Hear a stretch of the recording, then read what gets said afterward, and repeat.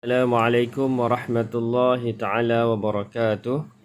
InsyaAllah hari ini dalam mata pelajaran Usuluddin kita akan pelajari dalam bab akhlak wa tasawuf.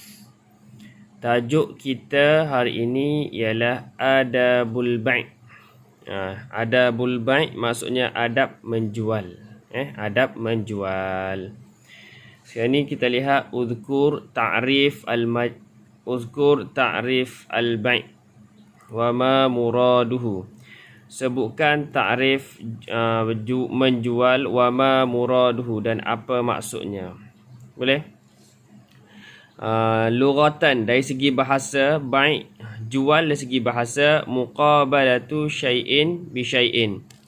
Menukar sesuatu dengan sesuatu. Itu maksud jual dari segi bahasa. Muqabalatun syai'in bi syai'in, menukar sesuatu dengan sesuatu.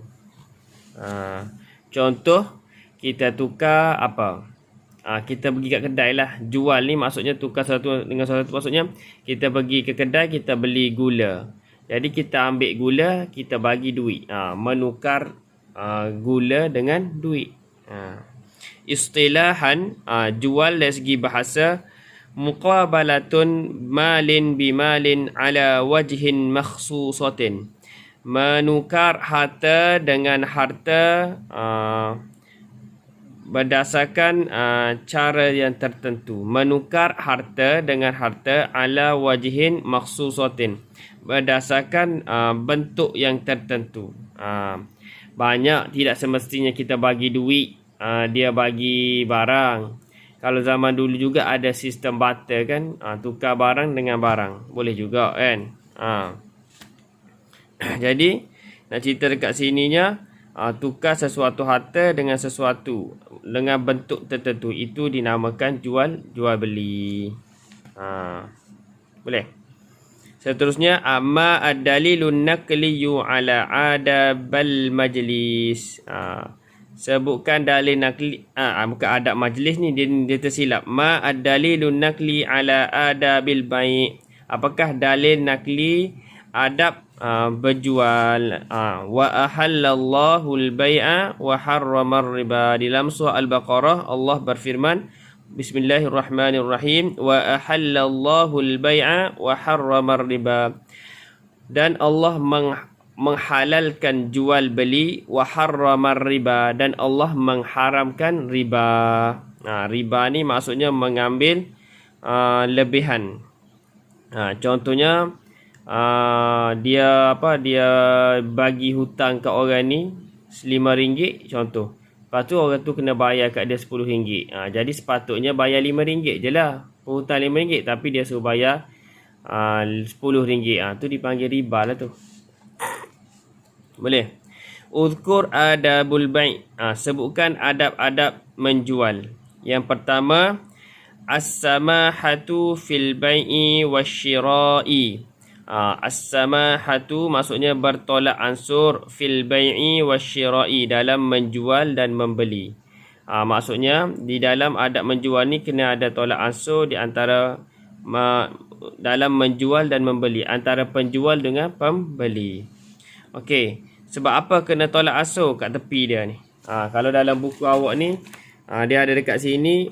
Di sini dia suruh sebut, ni dia sebut bertolak ansur di dalam menjual dan membeli. Sebab dia di sebelah kat sebelah sini. Sama juga nombor 2 ba sini, ni penerangan dia kat sebelah ni. Jim pun sama. Ni dia bagi adab dia, ni dia bagi sebab dia, penerangan dia. Boleh? Okey. Sebab dia ni kena tolak ansur, at-tasahulu minal ba'i. Tasahulu ni memudahkan, penjual ni memudah. Sebab apa tolak ansur? Bila tolak ansur, tasahulu minal ba'i, penjual ni memudahkan fit thaman, iaitu pada harga. Tolak ansur ni maksudnya, penerangan dia, tolak ansur ni, jual beli ni maksudnya memudahkan peniaga. Maksudnya peniaga ni dia memudahkan fit thaman, pada harga. Au lil mu'siri bit thaman, ataupun bagi orang yang bagi kesusahan, bagi yang susah pada harga. Misal kata dia bagi harga ni sepatutnya RM5. Contoh, dia tolak ansur. Orang pun tak boleh ke kalau bagi kurang diskaun sikit, bagi RM4. Dia pun bertolak ansur. Dia memudahkan, iaitu dia tu tak apalah, bolehlah RM4 pun okey.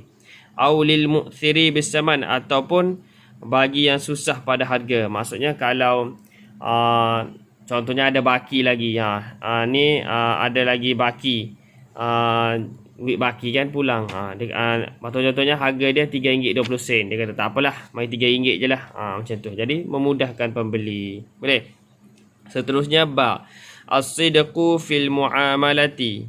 Okey, benar dalam perniagaan. Benar, jujur. As-sidqu ni jujur dalam perniagaan, dalam percakapan, pergaulan. As-sidqu fil muamalah, maksudnya jujur dalam pergaulan. Maksudnya seorang penjual tu mesti jujur dengan percakapan dia. Penerangan dia tengok kat sebelah tu, la alla yakdhiba fi ikhbarihi, tidak berbohong pada menceritakan tentang barang tu. Tidak berbohong fi ikhbarihi, pada menceritakan tentang barang. Contohnya barang tu dah 5 hari dah dia jual buah dia, buah durian lah misal kata. Buah durian tu dah 3 hari dah jatuh daripada pokok. Jadi maksudnya harga dia tak boleh jual mahal lah, sebab barang tu barang dah agak lama sikit. Sepatutnya boleh jual murah je, tapi dia jual mahal juga. Contohnya kalau durian tu dah 3 hari dah, mungkin boleh jual RM2 je sekilo, tapi dia jual juga harga RM5 lagi sekilo. Jadi lepas tu dia kata, ni saya jual ni barang baru lagi ni, baru jatuh daripada pokok tadi. Sebenarnya barang tu dah 3 hari dah. Tu maksudnya as-sidqu fil mu'amalah. As-sidqu fil mu'amalah, maksudnya jujur dalam pergaulan tu, percakapan tu. La yakdzib fi ikhbarihi, tidak berbohong pada bercerita tentang barang tu. Jim, adab jual beli, adab menjual ni, adamu halfi walau kana sadiqan. Jangan bersumpah. Jangan bersumpah. Adamu halfi, jangan bersumpah walau kana sadiqan, walaupun benar. Walaupun benda tu benar, jangan bersumpah. Contohnya dia kata, berapa harga barang ni? Wallahi, aku bersumpah, aku beli barang ni pun harga dia dah RM5 dah. Sebab itulah aku jual harga RM6, sebab nak dapat untung RM1 je. Walaupun benar, betul lah kita beli daripada pembekal tu RM5, tak perlu kita nak sumpah. Wallahi, aku bersumpah dengan nama Allah, memang aku beli harga ni RM5 je. Tak perlulah. Cukuplah kita kata saya beli ni harga dia RM5 je, jadi saya jual RM6, sebab untunglah RM1. Cukup dah macam tu, tak perlu bersumpah. Tu adab menjual. As-sababu, sebab apa? Imtihanan li ismillah. Okey, ni larangan bersumpah dengan nama Allah. Sebab apa tak boleh bersumpah ni? As-sabab, sebab dia imtihanan li ismillah. Larangan daripada menggunakan nama Allah dalam jual bersumpah tu. Jadi seolah-olah dia ni bermudah-mudah sangat. Sikit-sikit bersumpah, sikit-sikit bersumpah. Terlalu senang bersumpah. Sedangkan bersumpah ni biarlah pada situasi-situasi yang tertentu saja. Bukan sikit-sikit wallahi, sikit-sikit wallahi. Tak boleh macam tu. Sebenarnya dah adab dia menjual, iktharu minas sadaqat fil aswaq, memperbanyakkan. Iktharu tu memperbanyakkan minas sadaqat, bersedekah fil aswaq, di pasar-pasar. Kalau kita seorang penjual, kalau di pasar tu kita banyakkan bersedekah. Bersedekah ni maksudnya banyak ni macam ni lah. Misal kata kalau kita jual tu, jual durian tu, orang beli 5 biji, kita bagi 1 biji sedekah kat dia. Macam tu lah kan. Tu maksud memperbanyakkan sedekah tu. Jadi orang pun rasa seronok membeli. Jadi orang pun datang lagi lah kali. Itu maksud memperbanyakkan. Kita bagi sedekah lah sikit kan. As-sababu, sebab tu, sebab apa kita bagi sedekah tu? Tujuan dia tu, yang pertama memanglah boleh pahala kan. Di antara lainnya, takfiran lima qad yaqa'u min halfi, menebus qad yaqa'u min al-hafi, sekiranya berlaku sumpah lam yantabih ilahi, yang tidak disengajakan. Sebab bagi sedekah tu takfiran, menebus, qad waqa'a min al-halfi, Apabila berlaku sumpah lam yantabih ilahi, yang tidak disengajakan. Contohnya kita berjual beli, kita tak sengaja bersumpah ke sebagainya. Jadi benda tu tidak boleh dilarang dalam agama. Jadi bila kita banyak bersedekah tu, perbuatan-perbuatan kita yang salah tu dapat ditampung dengan amalan kita bersedekah. Seterusnya, adab menjual ni al-kitabah. Kena tulis. Kena tulis. Tulis apa? Kalau ada orang berhutang kat kedai kita, kita kena tulis. Al-kitabah, kena menulis. Menulis hutang lah. Menulis hutang. Menulis hutang. Menulis hutang. Al-kitabah tu menulis. Jadi kalau pelajar tulis menulis, jadi tak tahu tulis apa. Maksudnya menulis hutang. Menulis hutang. Jangan tulis menulis saja. Tulis menulis hutang. Sebab kalau menulis ni, menulis apa-apa pun tulis karangan, tulis kerja sekolah, bukan. Masuk sini tulis hutang. As-sababu, sebab apa tulis hutang tu? Ad-dhamanu, sebagai jaminan. Wattamtin, dan peneguhan. Watta'awunu, dan kerjasama bainal muslimin, di antara orang Islam. Sebab ni sebagai jaminan. Kalau sebagai jaminan kan, kita tulis. Kalau sekiranya dia berbohong, jadi kita boleh tunjuk bukti kat dia. Resit ke apa kan. Ni dah kan ni resit ni yang kamu beli hari tu secara hutang. Jadi ada bukti sebagai jaminan. Wadhamah, dan peneguhan, dan juga menjadi peneguhan, menjadi kita kata buktilah.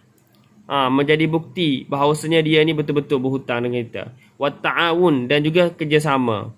Jadi bila ada resit dan sebagainya ataupun kita tulis dekat buku, jadi kerjasama di antara kita dengan dia tu ada dah sebagai bukti. Jadi dia tak boleh nak menipu dah. Tak boleh nak menidakkan. Tak boleh kata saya tak berhutang pun.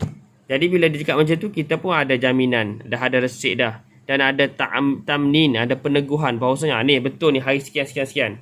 Wa ta'awun, dan berlaku kerjasama. Betul ni memang kita berlaku jual beli kat situ, tapi secara hutang. Macam tu. Seterusnya adab al-bai', adab jual yang seterusnya al-ishhad tu. Kena cari saksi. Kena cari saksi dalam jual beli. Jangan tulis saksi macam tu. Saksi apa tak tahu. Kena cari saksi. Saksi apa? Saksi dalam jual beli tu. Maksudnya kena ada bukti. Contohnya kalau A membeli jual beli dengan B, jadi bila dia tu misalnya kata berhutang, mesti ada orang lain lagi, dua orang lain lagi yang ada dengan kita tu. Jadi kita kata kat dia, okey, kamu berdua ni kamu jadi saksi kan? Kamu berdua ni jadi saksi. Si A ni berhutang dengan aku. Jadi bila si A bila si A tu tak nak bayar, maka dua orang saksi ni kata, aku jadi saksi pada sekian-sekian. Kamu memang betul-betul berhutang dengan dia. Tu tujuan tu, kena cari saksi. As-sababu kai la yaqa'u al-inkar, supaya tidak berlaku ingkar, mungkir janji, lil uqud, supaya tidak berlaku ingkaru lil uqud, tidak mungkir janji. Awin niza', atau tidak berlaku pertikaian. Awit takhasim, ataupun pertengkaran di antara penjual dan juga pembeli. Tu kita datangkan saksi, dua orang saksi tu, supaya tidak berlaku mungkir janji. Mungkir janji ni bukan di sebelah penjual, tapi pembeli tu dia mungkir janji, aku tak beli pun. Jadi bila ada saksi, saya kata, kamu beli, dan kamu berhutang hari sekian-sekian tu. Macam tu. Dan tidak berlaku pertikaian antara penjual dan pembeli, an-niza' tu, pertikaian. Dan juga tidak berlaku at-takhasum, pertengkaran di antara kedua-dua tu. Boleh? Itulah di antara adab-adab yang kita jual beli. Iaitu yang pertama, kena tolak ansur. Yang kedua, kena berjujur dalam pergaulan. Yang ketiga, tidak bersumpah dalam menjual tu walaupun benar. Dan yang keempat, memperbanyakkan sedekah kalau kita penjual. Yang kelima, al-kitabah, kena tulis. Kena tulis kan. Tulis hutang tu. Dan yang terakhir, al-ishhad, kena datangkan saksi. Boleh? Okay, jadi diharap dengan pembelajaran hari ini pelajar dapatlah mengikuti pelajaran dan menulis nota untuk pembelajaran hari ini. Sekian, Assalamualaikum warahmatullahi taala wabarakatuh.